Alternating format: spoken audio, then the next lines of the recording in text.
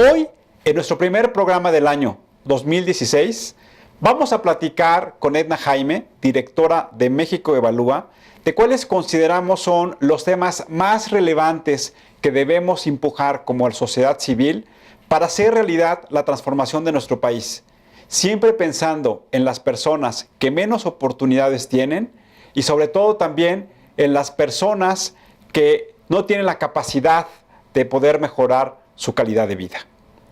El 2016 nos presenta retos muy importantes. Como ustedes saben, hubo reformas legislativas que están en proceso de instrumentación, pero también en proceso de hacer lo que se conoce técnicamente como la legislación secundaria. Y eso lo que va a conllevar a que se haga realidad las nuevas reglas bajo las cuales tienen que interactuar nosotros los ciudadanos, pero también los gobiernos. Este 2016 debe ser un año en que los ciudadanos debemos seguir participando, pero sobre todo debemos seguir asumiendo mayores responsabilidades. Y esas responsabilidades deben traducirse en que conozcamos cuáles son estas reformas legislativas y que estemos pendientes y presionando a los legisladores, a los partidos políticos, a los gobiernos, para que realmente tome el rumbo que nosotros queremos que tengan esas reformas. También el 2016 va a ser un año complicado en virtud del entorno macroeconómico, en donde vemos una caída del peso del petróleo y un fortalecimiento del dólar y su contraparte en una baja en el precio del peso. Y eso también lo que significa es que requiere de mayor esfuerzo en las economías familiares.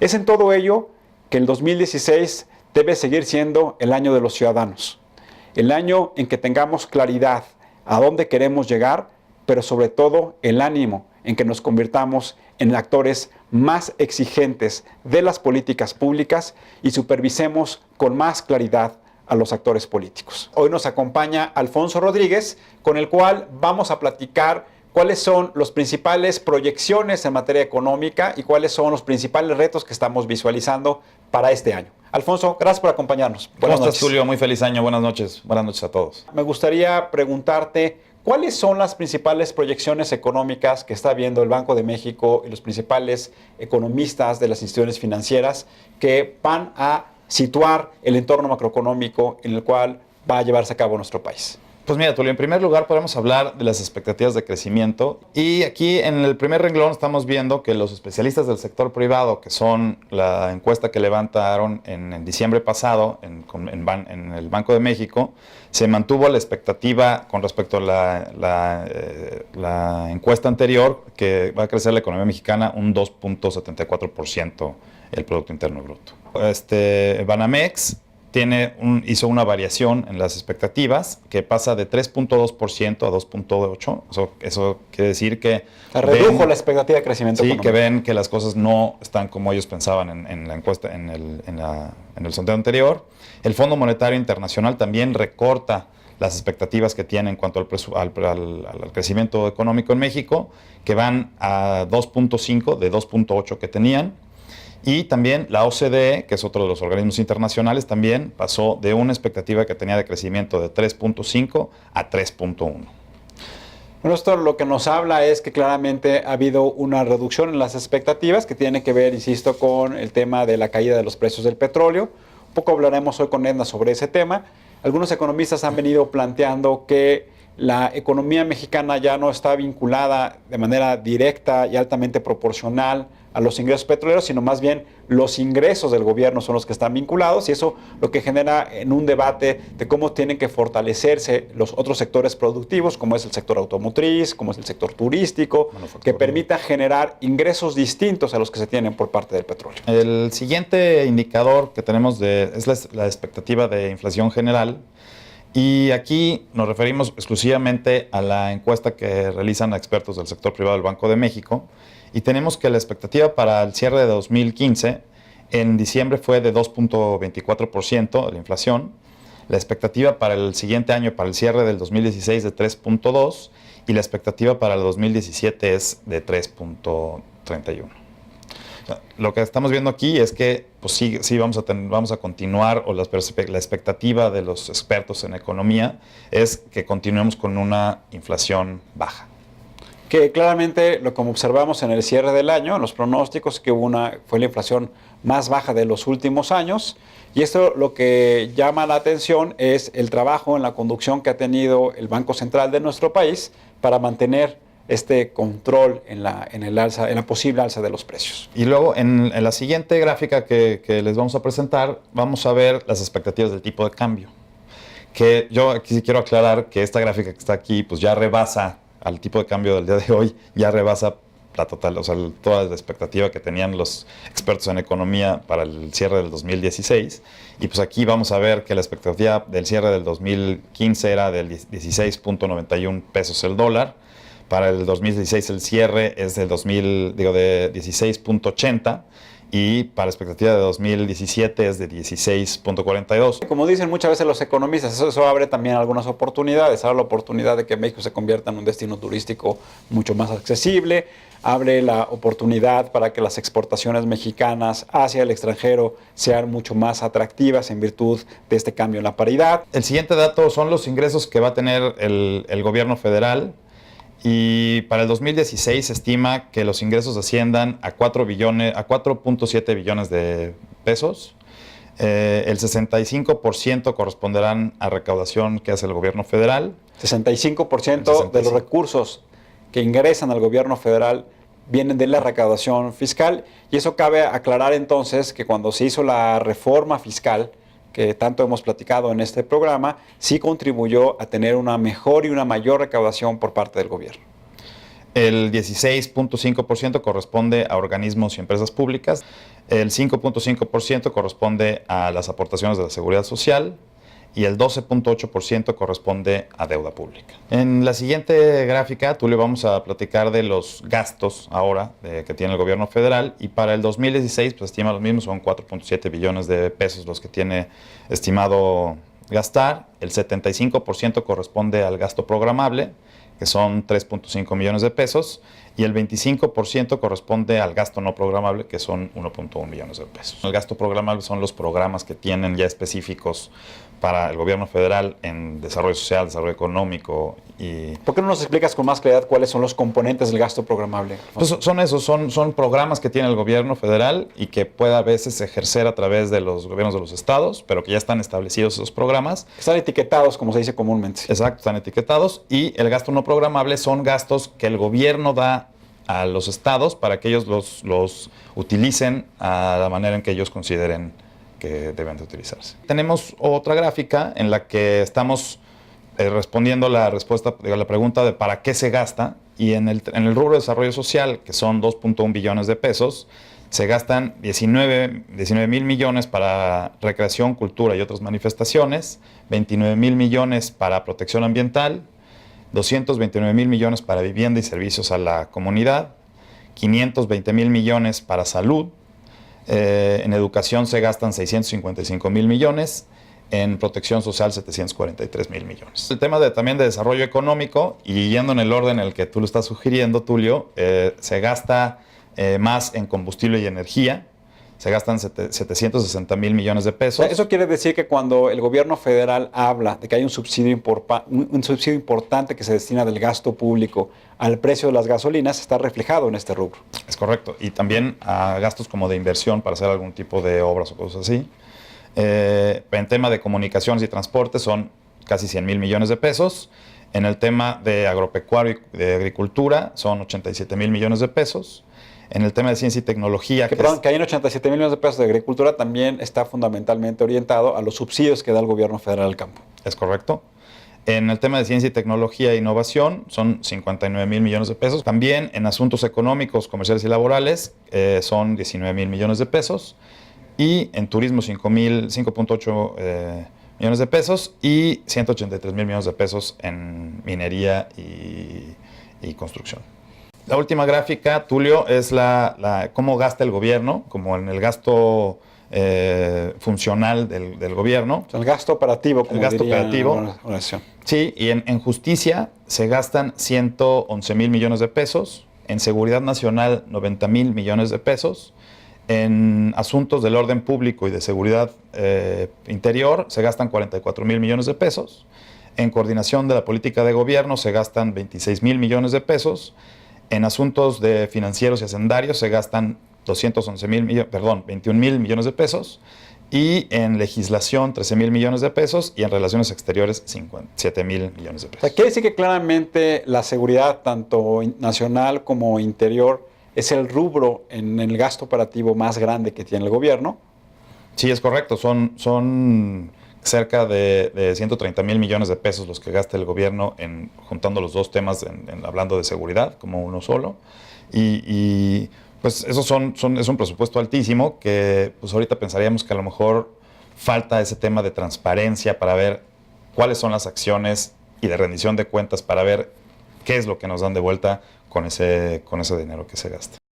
Alfonso, para concluir tu participación el día de hoy, ¿qué expectativas tienes tú para el 2016?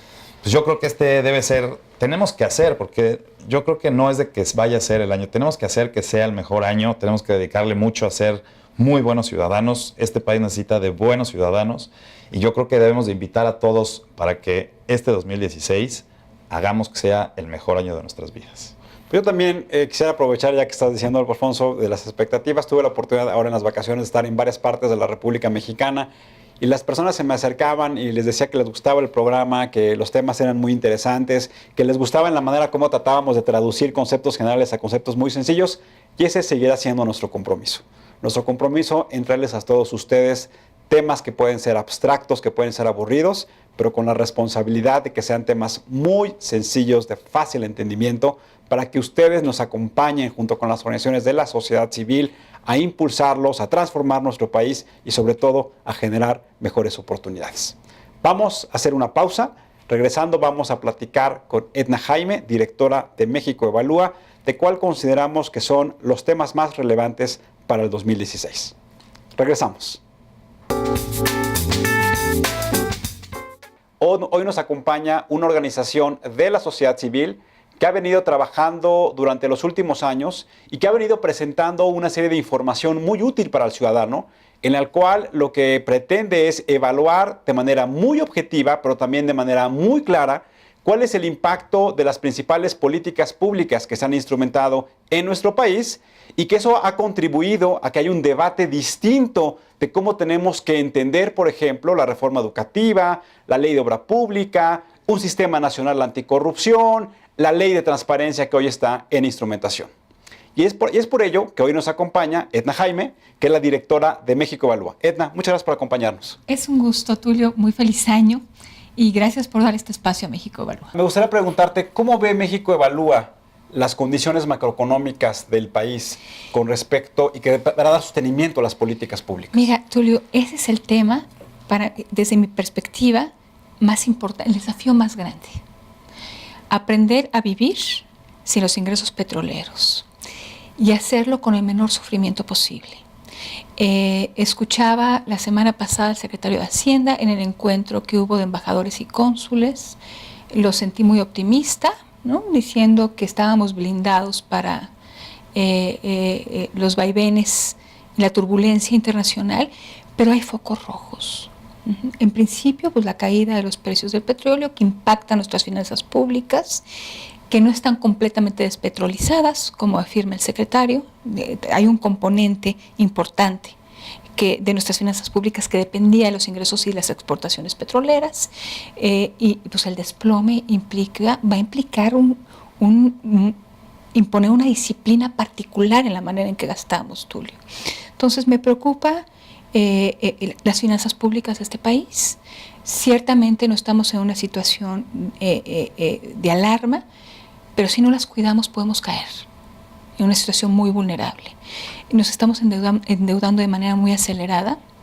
El secretario de Hacienda dice que todavía a niveles prudentes, pero el ritmo de crecimiento de la deuda en lo que va de esta administración es preocupante.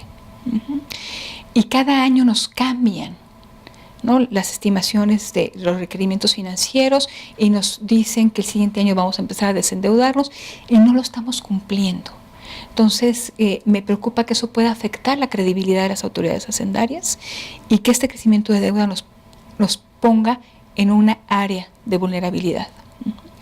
El gasto público, ciertamente el año pasado hubo un anuncio de un recorte preventivo, pero ciertamente, Tulio, tenemos que reformar el gasto.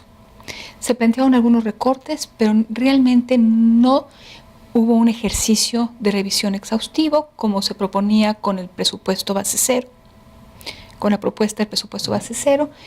Hubo algunos recortes, pero Tulio, no, necesitamos reformar de verdad el gasto, ¿no? Me preocupa que esta idea del presupuesto base cero, pues no hayamos llegado muy lejos, pero que no se esté planteando un proyecto de reforma del gasto.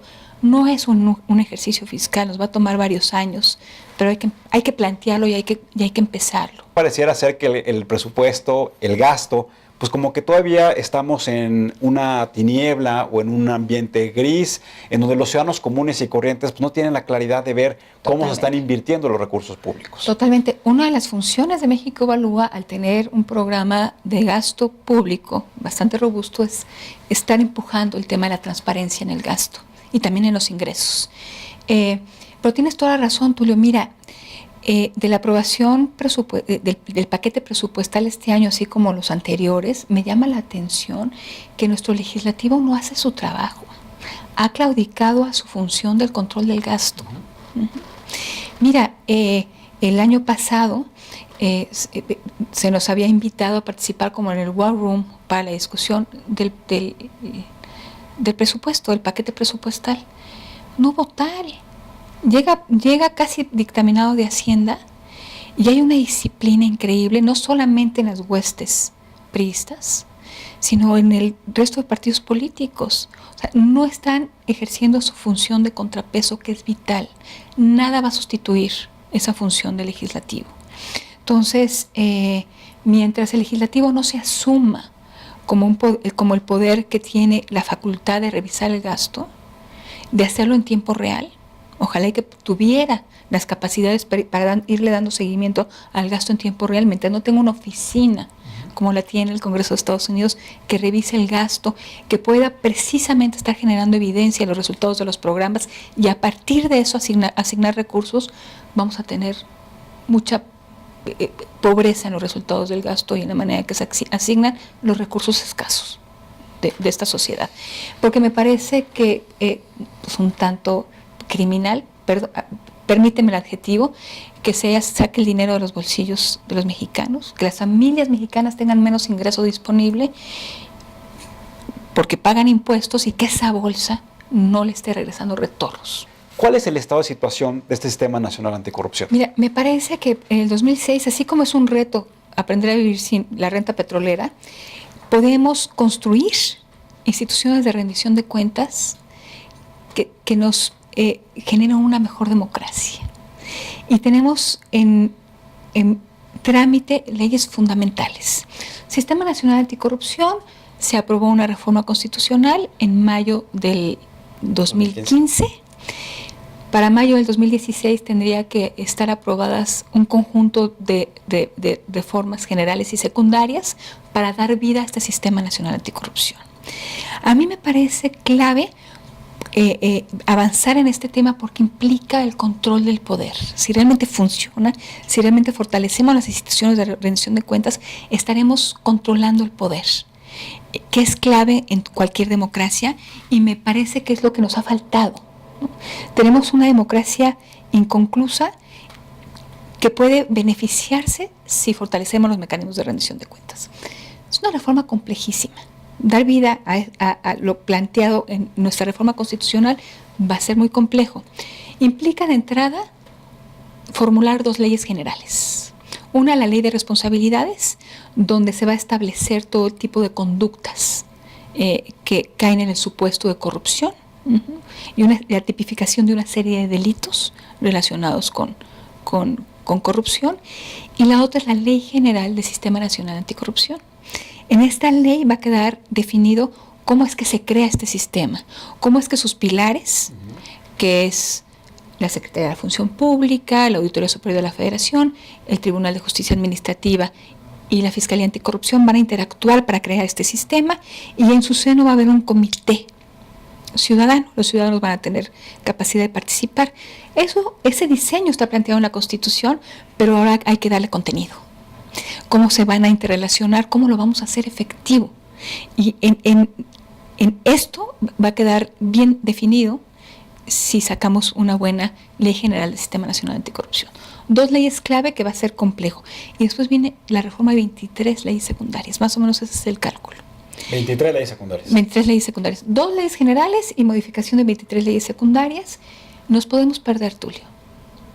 Si no tenemos claridad hacia dónde queremos llegar, nos podemos perder en el camino. Podemos empezar a legislar de manera fragmentada y cuando queramos embonar las piezas, pues nos va a quedar un Frankenstein. Ese es el riesgo. Por eso es tan importante diversas organizaciones de sociedad civil convocadas, articuladas a través de la Red por la Rendición de Cuentas. Nos manifestamos el año pasado para sostener un posicionamiento de que si no tenemos clara la política pública, si no tenemos claro el puerto de llegada, este camino, este proceso de reforma legislativa y de rediseño institucional puede arrojar algo inconveniente. Tenemos también todo el tema de la armonización de las legislaciones estatales a la Ley General de Transparencia. Es correcto. Recordemos que se aprobó la Ley General de Transparencia. La constitucional, la general, y está siendo un proceso muy interesante. Que fue aprobada ya en senadores, en la Cámara de Senadores, para nuestros amigos que nos ven, y que está pendiente de ratificación en la Cámara de Diputados. La Ley Federal, bueno, es la primera de las leyes que buscó pues estar en sintonía, armonizada con la Ley General. Algunos estados ya avanzaron, Tulio. Fíjate, algunos estados avanzaron y no necesariamente bien alineados con los principios que contiene la Ley General, pero el INAI tiene capacidad de entablar acciones de inconstitucionalidad, cosa muy buena. Entonces ahí donde el gobernador se quiere pasar de listo y quiere de alguna manera pues deslactosar o descremar el tema de la ley general respecto a la ley estatal, el INAI puede entrar y decir, compañero, no estás haciendo las cosas bien, ¿no? Y la Corte se tiene que pronunciar. Muy importante porque esto sí va a obligar a que los ejecutivos estatales hagan un buen trabajo. Si no, su trabajo puede ser impugnado en la Corte a través de acciones de inconstitucionalidad. Vamos lentito. Estos procesos son de largo aliento, pero hay que recordar que estamos construyendo instituciones y que es difícil construir instituciones, pero que sí podemos, Tulio. Yo tengo la certeza de que podemos crear buenas instituciones como ya las tenemos. El Banco de México, su credibilidad no está en discusión, el INEGI, su credibilidad no está. Entonces, estamos en este proceso de institucionalización política, de crear estos contrapesos. Me parece un momento interesantísimo para el país, Tulio, y el próximo año va a ser clave. También hoy está en ciernes la instrumentación de la reforma educativa, que también México Evalúa participó de manera importante. Ustedes han visto que ha venido en las últimas semanas llevando el proceso de evaluación a los profesores. Un poco la sociedad civil a través de México Evalúa ha venido planteando que la reforma educativa no solamente tiene que ver con una reforma de carácter administrativo que tenga que ver en la contratación de los profesores, en cómo tienen que evaluarse los profesores, sino fundamentalmente en la calidad de los contenidos, pero sobre todo en la calidad de los alumnos y de los egresados. Así es. Pues yo creo que un objetivo de esta reforma es que los jóvenes y niños mexicanos tengan mejor aprovechamiento escolar. Y ya tenemos instrumentos para medir ese aprovechamiento. Las pruebas estandarizadas a nivel internacional, la conocida como PISA, y las pruebas nacionales. Entonces, si esta reforma da frutos, tendremos que viendo que ese aprovechamiento va escalando, Tulio. Y tiene que ver con el maestro, y buena parte de esta reforma está orientada a elevar la calidad del docente a través de su evaluación, de programas de capacitación, y de quien no tiene el talento, pues que no siga al frente de una aula. Y por supuesto hay una implicación política enorme en esta reforma educativa, que es quitar el control al sindicato, ¿no?